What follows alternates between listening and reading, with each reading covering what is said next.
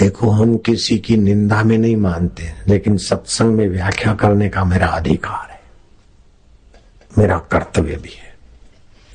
अगर अधिकारी में, सत्ताधीश में सहानुभूति नहीं आई तो वो किसी को भी कैसे भी फंसा देगा। और झूठे किसी को आप फंसाते तो देर सबेर कुदरत आपको ऐसा फंसाएगी जैसे प्रदीप शर्मा कलेक्टर साहब अभी जेल में है। ये भी मैं मीडिया के आधार पर बोल रहा हूं, मैंने देखा नहीं। उसने भी न जाने कौन से कायदे की कुछ गलियारी निकाली और शिव मंदिर को जमींदोज कर दिया। 50 साल पुराना था। उनके बाबा के भगत और मेरे समिति वाले संभालते थे। उसकी फाइल खुली। जो दूसरों के लिए अपने अधिकार का दुरुपयोग करता है तो प्रकृति भी फिर उस दुरुपयोग करने वाले पर अपने बल का उपयोग करती है। ऐसे कईयों को मैंने देखा है अपने जीवन में। कईयों के जवान छोरे मर गए, कईयों की हार्ट अटैक हो गया। एक चैनल वाला था साबरमती में और घिसा पिटा खूब दिखाता था। ऐसा कुछ बीमारी हुई, 42 साल में जवान चल पड़ा। दूसरा एक था वो जेल में गया, दूसरा भी एक जेल में गया। चौथा एक था वैद्यराज था और उसके हाथ से उसी का मरीज ऐसा मरा कि उस पर केस है। और हमारे यहाँ तो 500 आदमी मरीज दिन में आते थे, अभी 2 मरीज भी नहीं आते उसके पास। और कोई आते भूल से दवा ले जाते और रिएक्शन होता है तो उसी के मुंह पे जाके थूकते और जूते भी मारते उसके मुंह पे। ऐसा भी खबर मैंने सुनी। वो बड़ौदा का वैद्य है। आप समझ गए मैं नाम लेकर क्यों अपना मुंह खराब करूं? समझ रहे हैं आप लोग? अभी जिसने गोली मारने का नाटक किया उसके ऊपर भी प्रकृति का कभी न कभी तो पंजा खींचेगा और वर्ष नहीं लगेंगे, कुछ महीनों में ही खींचेगा। नारायण हरि नारायण हरि। आप चोर को चोर नहीं कहते तो आपको पाप नहीं लगता। चोर को चोर कहते हैं तो भी थोड़ा बहुत आपका दिल घिसा पिटा होता है। लेकिन जो साहूकार है उसको चोर बोलते हैं तो आपका तो समझो पुण्य का सत्यानाश हो गया। अब मैं किसी को गोली लगवाई नहीं, कही नहीं, मेरे साधक ने लगाई नहीं, मैंने लगवाई नहीं, फिर भी मेरे लिए जो बोलते हैं उनका पुण्य तो जल्दी से नष्ट होता है और फिर उनको प्रकृति के कड़े हाथों के लिए तैयार रहना पड़ता है। बिल्कुल डंके की चोट कहता हूं। मेरे पर जो FRI की गई है, जब मुझे दोषी घोषित किया गया है, लेकिन मेरे को पकड़ने के लिए कोई आता भी तो नहीं है। ये भी तो मेरी सच्चाई का और मेरे साधक की सच्चाई का प्रमाण है।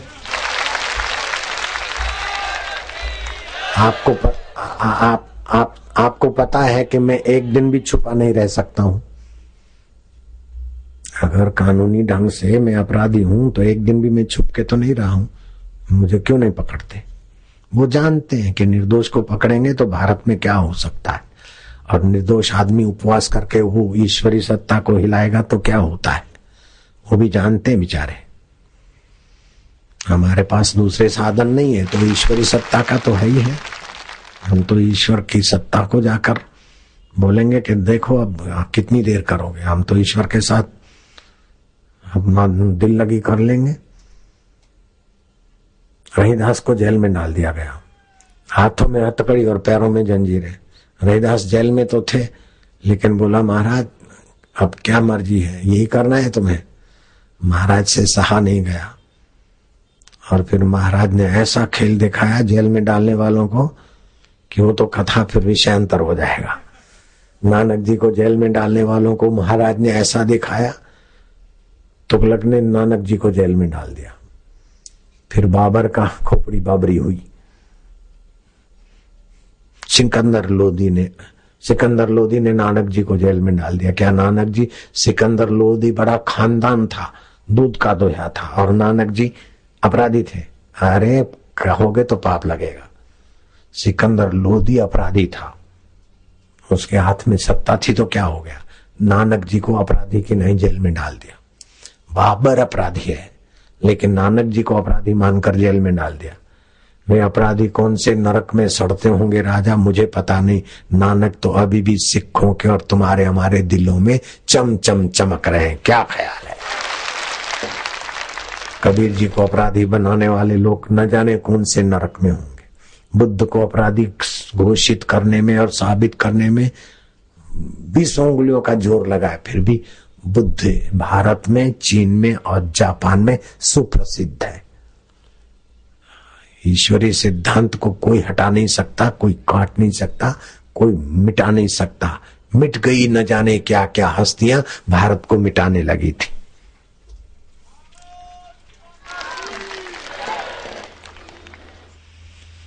तो आपके जीवन में सहानुभूति का सद्गुण लाइए, नहीं तो पुलिस के पद पर होकर भी आप अपने लिए बड़ा खतरा बना लेंगे अत्याचार करके। न्यायाधीश के पद पर भी न जाने आप किसके दबाव में या किसकी रिश्वत में अपने भविष्य को गरकाव कर सकते हैं। सहानुभूति का सद्गुण नहीं होगा तो आप अपने साथ भी अन्याय कर लेंगे, आने वाले परिवार के साथ भी अन्याय कर लेंगे। अगर संत गद्दी पर बैठे हम और हमारे हृदय में सहानुभूति नहीं होगी तो हम अपना परिवार का और अपने प्रशंसकों का खाई खोद देंगे।